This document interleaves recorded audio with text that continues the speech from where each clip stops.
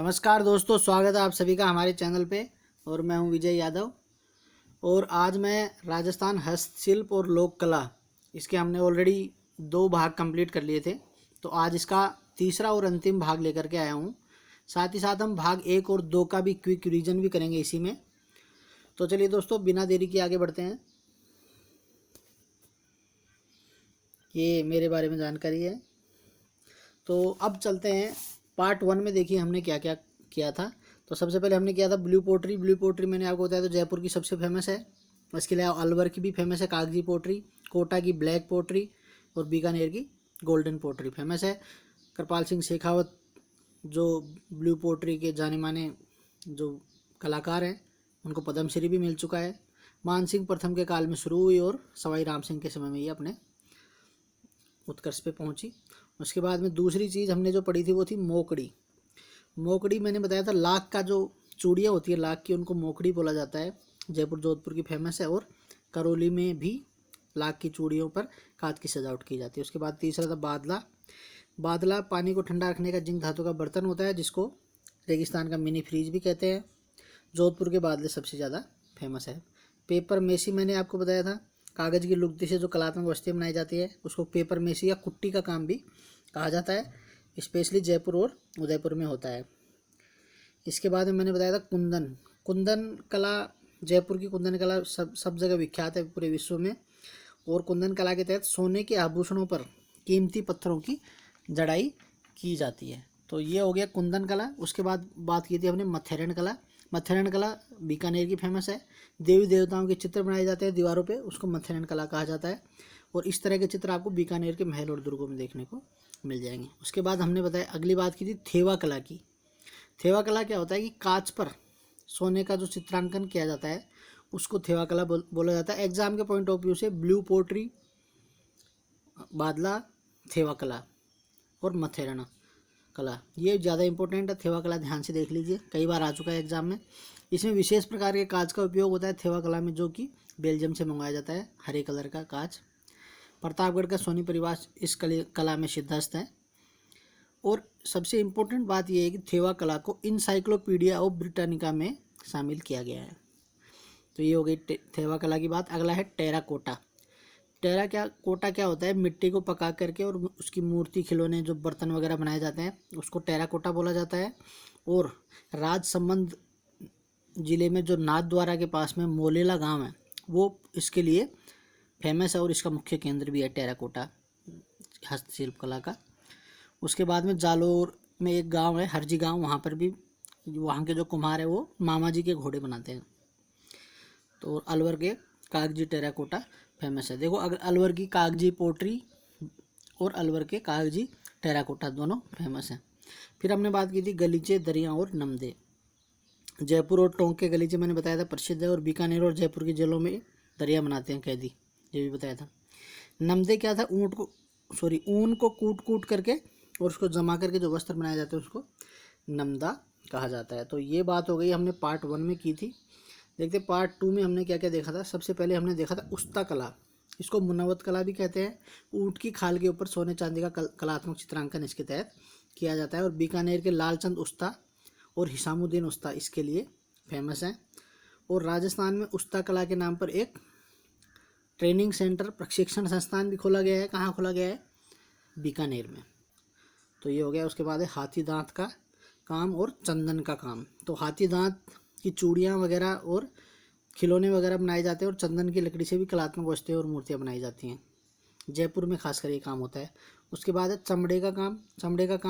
चमड़े की कलात्मक जूतियाँ बनाई जाती हैं, जिनको क्या कहते हैं, उनको कहते हैं मोजड़ी।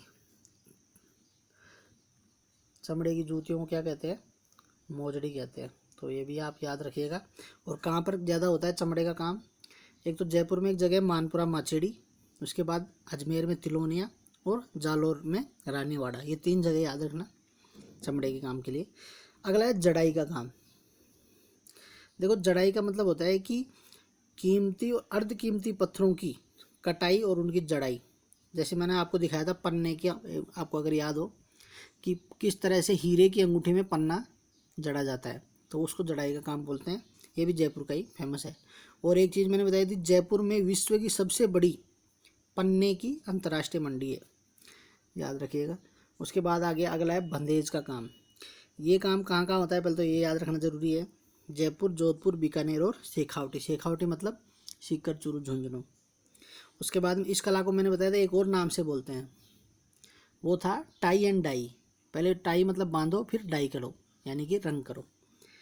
बंदेज में बहुत सारे अलग अलग तरह के बंदेज फेमस है। पतंग भात, सतरंगी, पचरंगी। जोधपुर का साफा और जयपुर की बंदेज की चुनरी फेमस है। उसके बाद मैंने आपको बताया था पोमचा। पोमचा क्या होता है, किसी बच्चे के जन्म पर उसकी माँ के पीरियड से जो चुनर आती है उसको पोमचा बोला जाता है, जिसका बैकग्राउंड येलो होता है और जिसका बॉर्डर रेड होता है। उसके बाद मैंने आपको बताया था लहरिया। लहरिया अलग अलग तरह का होता है, सतरंगी लहरिया, पचरंगी लहरिया। खासकर सावन के महीने में ये अलग अलग तरह के लहरिए जो है वो महिलाओं के द्वारा उड़े जाते हैं। उसके बाद मैंने आपको बताया था जरी गोटे का काम। मुख्यतः जयपुर में, सीकर में एक जगह है खंडेला, वहाँ भिनाय अजमेर में होता है। और जरी गोटे के जो कारीगर थे वो सबसे पहले सूरत से बुलवाए गए थे, और किसने बुलाए थे, सवाई जयसिंह ने। चलो ये हो गया। उसके बाद है मीनाकारी। मीनाकारी भी जयपुर की प्रसिद्ध है। उसके अलावा जयपुर के अलावा नाथद्वारा की चांदी की और अलवर में पीतल की मीनाकारी प्रसिद्ध है, और जयपुर में सोने की। तो इसके तहत क्या किया जाता है, सोने, चांदी और पीतल के बर्तनों पर कलात्मक डिजाइन बनाए जाते हैं। तो ये हो गया। उसके बाद में मैंने आपको बताया था कोटा डोरिया, जो इसमें शायद लिखना भूल गया हूँ। चलो कोटा डोरिया आप याद रखिए। कोटा का जो कैथून कस्बा है वहाँ पर जो बुनकर है वो साड़ी बनाते हैं। एक चीज़ मैंने बताया था, उस साड़ी की पहचान क्या होती है, कोटा डोरिया साड़ी की।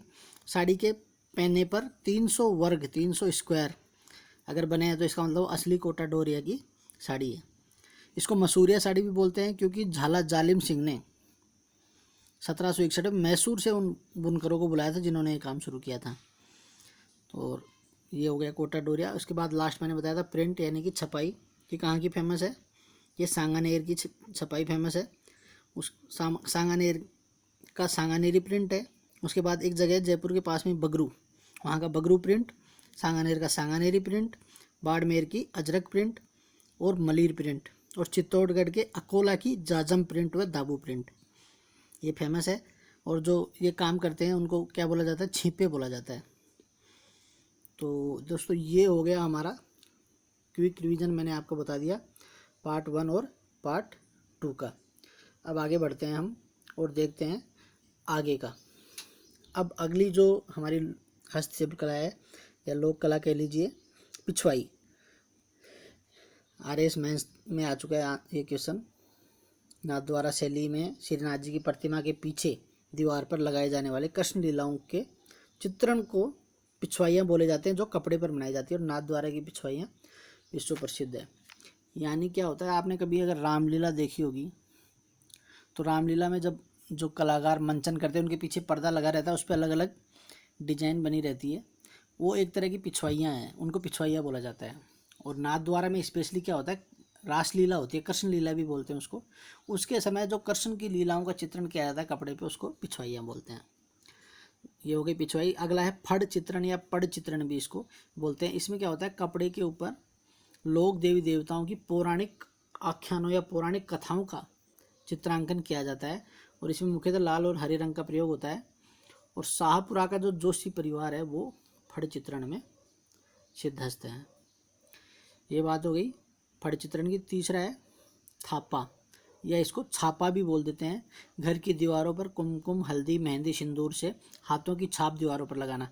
आपने देखा होगा कोई भी मांगलिक कार्य, शादी, विवाह या कोई त्यौहार जैसे दिवाली वगैरह होता है तो उसमें हम ये कुमकुम, हल्दी और मेहंदी के छापे लगाते हैं अपने घर के दरवाजे के दोनों तरफ, इसी को बोला जाता है छापा। अगला है मांडना। त्योहारों व मांगलिक अवसरों पर मकान की दीवारों पर व फर्श पर खड़िया मिट्टी, हिरमिच, गेरू आदि से ज्यामितीय आकृतियाँ बनाई जाती है अलग अलग तरह से। रंगोली टाइप ही होता है ये, उसको क्या बोल दिया जाता है, मांडना बोल दिया जाता है। फिर आगे एक चीज़ है भराड़ी। भील जनजाति द्वारा जब भीलों में लड़की की शादी होती है तो उसके समय घर की दीवार पर उनकी लोक देवी का चित्र बनाया जाता है, उसको बोला जाता है भराड़ी। अगला है गोदना।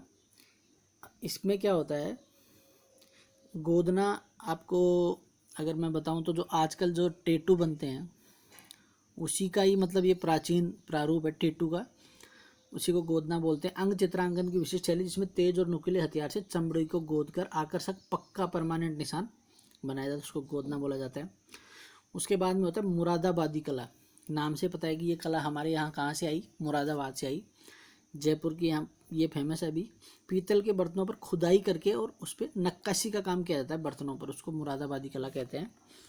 उसके बाद में तार कसी, तार कसते हैं मतलब इसमें चांदी के बारीक तारों से विभिन्न आभूषण व कलात्मक वस्तुएं बनाई, चांदी के पतले पतले तारों से और विभिन्न प्रकार के आभूषण बनाए जाते हैं और कलात्मक वस्तुएं बनाई जाती है। ये कहाँ पर ज़्यादा काम होता है, नाथ द्वारा में।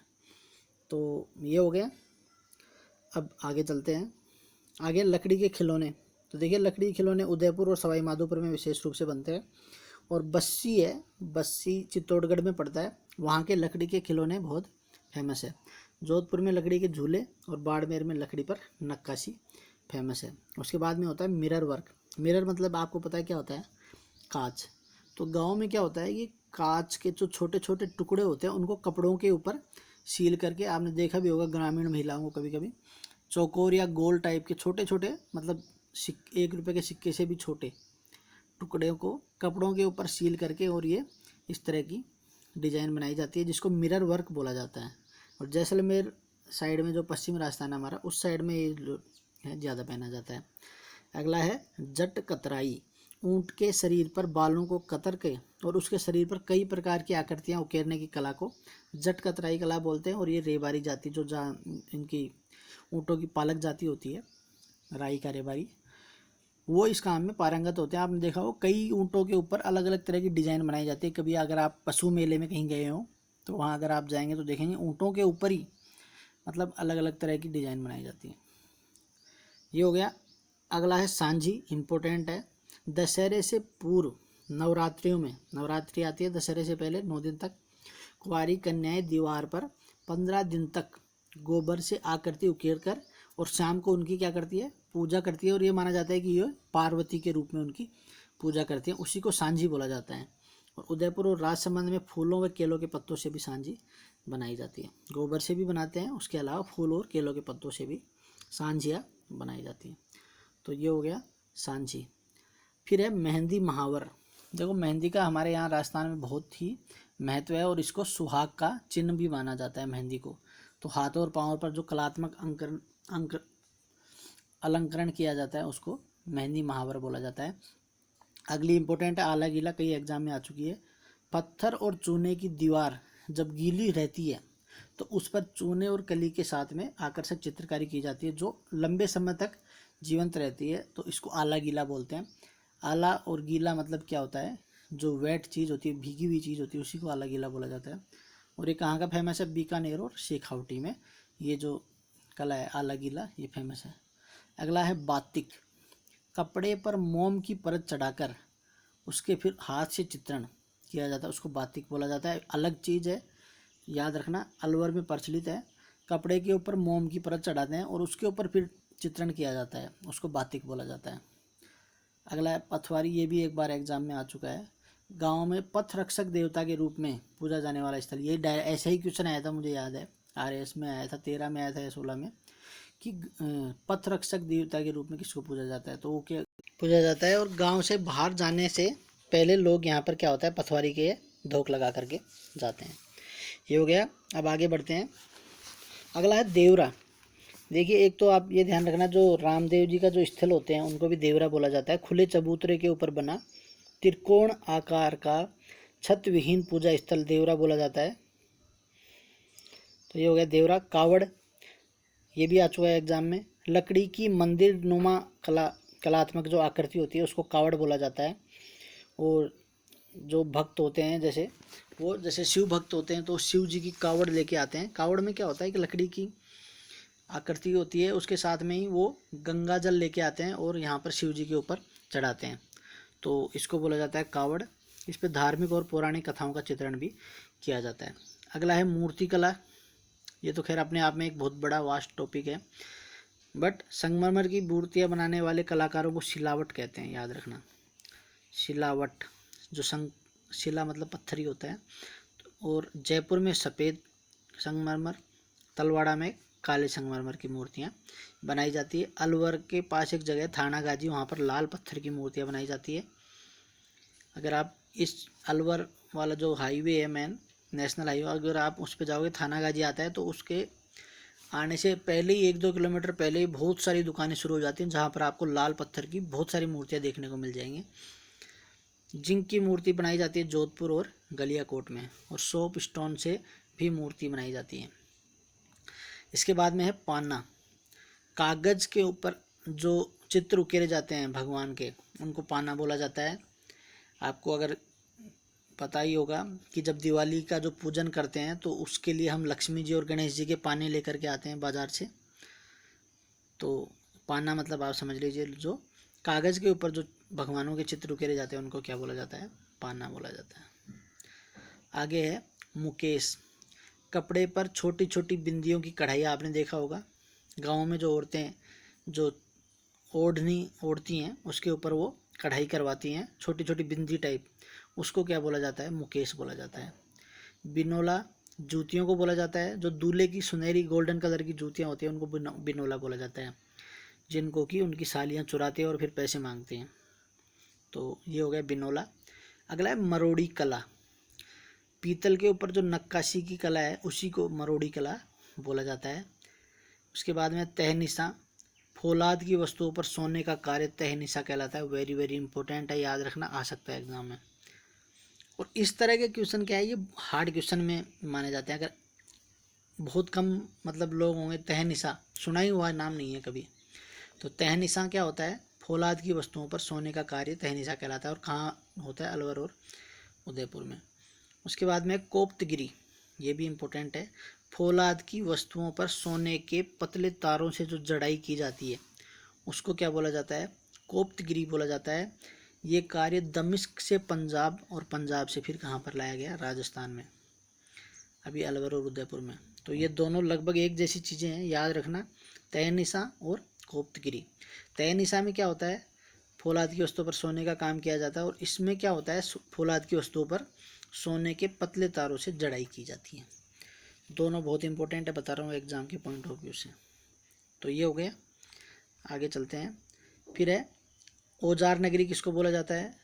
नागौर को बोला जाता है, क्योंकि यहाँ पर हाथ के जो औजार होते हैं, जो खासकर खेती वेती में जो उपयोग होते हैं, वो यहाँ पे बनाए जाते हैं नागौर में, इसलिए नागौर को क्या बोला जाता है? औजार नगरी भी बोला जाता है। चित्तौड़गढ़ का बस्सी गांव, मैंने बताया था, लकड़ी की खिलौनों के लिए और लकड़ी की प्रतिमाओं के लिए भी प्रसिद्ध है, याद रखना। चट्टापट्टी, ये भी एक एग्जाम में आ चुका है शायद। कपड़े के डिजाइन बनाकर उनको दूसरे कपड़ों पर टांग दिया जाता है, उसको क्या बोला जाता है? चट्टापट्टी।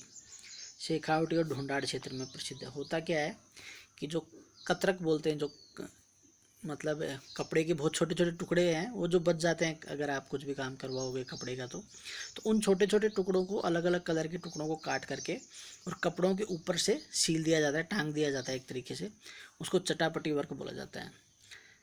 फिर अगली है RIS पद्धति, आला गीला ही बोला जाता है इसको। इसको इटली से लाया गया था भारत में। भित्ति चित्रों को चिरकाल तक स्थायी रूप से बनाए रखने के लिए ये पद्धति काम में ली जाती है। आला गीला और RIS पद्धति एक ही है, याद रखना। और लास्ट है खेसला, जिसको कि खेसला, अगर आप राजस्थानी आदमी है तो आपको नाम से पता चलेगा खेसला किसको बोलते हैं। ओढ़ने की मोटी सूती चद्दर, इसको खेसला बोला जाता है, खेस भी बोल देते हैं इसको। तो ये लेटा गांव है जालौर में, वहाँ पर ये खेसले बनाए जाते हैं। तो दोस्तों देखो, जितने भी कलात्मक वस्तुएं थी मेरे हिसाब से मैंने लगभग सभी कवर कर दिए हैं। इनसे बाहर लोक कला और हस्तशिल्प कला का क्वेश्चन मेरे हिसाब से तो नहीं बनता है, बाकी हो सकता है आ जाए कुछ। बाकी आप ये जो 3 वीडियो मैंने बनाई है इनको ध्यान से देखिए, क्योंकि कोई भी एग्ज़ाम हो, RAS का प्री हो या फिर पुलिस कांस्टेबल SI की एग्ज़ाम हो, टीचर की एग्ज़ाम हो, निश्चित रूप से इसमें से क्वेश्चन आएगा ही आएगा। तो बहुत बहुत धन्यवाद। प्लीज़ लाइक कीजिए, कमेंट कीजिए, बहुत अच्छे अच्छे कमेंट करते हैं आप लोग, उसके लिए बहुत बहुत धन्यवाद। ज़्यादा से ज़्यादा शेयर कीजिए इस वीडियो को अपने फेसबुक, व्हाट्सएप, ट्विटर पे, और हमारे चैनल को सब्सक्राइब कीजिए। ये मेरा फेसबुक का लिंक भी मैंने यहाँ पर दिया है। तो थैंक यू, जय हिंद।